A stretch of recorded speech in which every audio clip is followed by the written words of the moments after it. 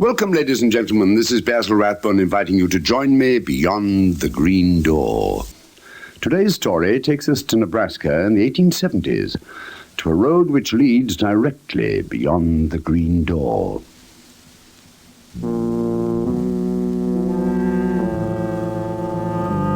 In 1874, Bloody Pike was a long stretch of road across the desolate Nebraska plains. There was only one stop along its 300-mile length, a pleasant-looking inn with an unsavory reputation.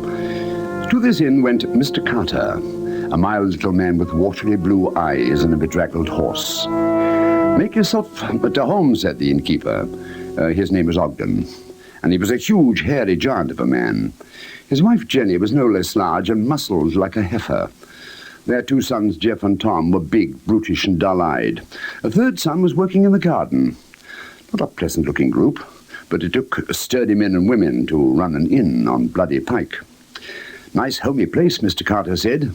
"Must get lonely, though." "Oh, that doesn't bother us," boomed Mr. Ogden.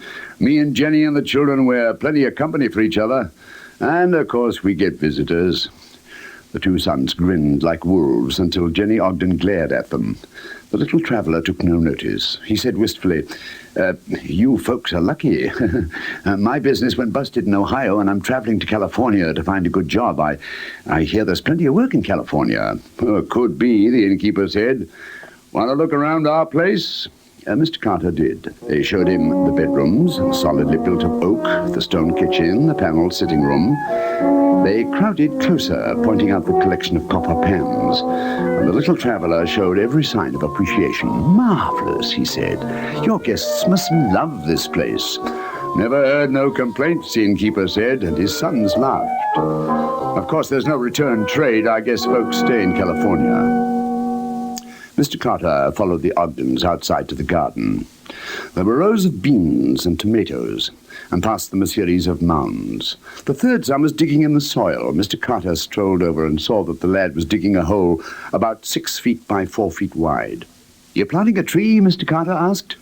Then he screamed as the innkeeper's big hands closed around his neck, and he heard the innkeeper say, no return trade at all, but we make a profit all the same." The others moved in quickly and heard the sound of an explosion. The innkeeper stepped back, a surprised look on his face, clutching his stomach. His family was frozen for one fatal moment and then tried to run.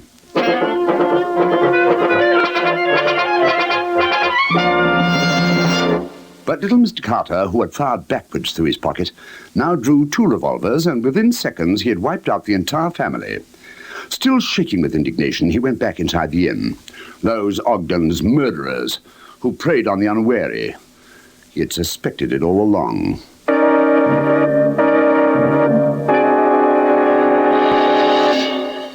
Mr. Carter calmed himself, sat down and composed a letter to his wife. He wrote, "My dearest, I will post this with the first mail coach to pass. Believe me, all those stories about Nebraska are true. I have just barely escaped with my life. I'll tell you all about it later. But right now, get the children together and come out at once on the first stagecoach to the inn at Bloody Pike. My dear, I have found the perfect house for us, as well as a very promising business."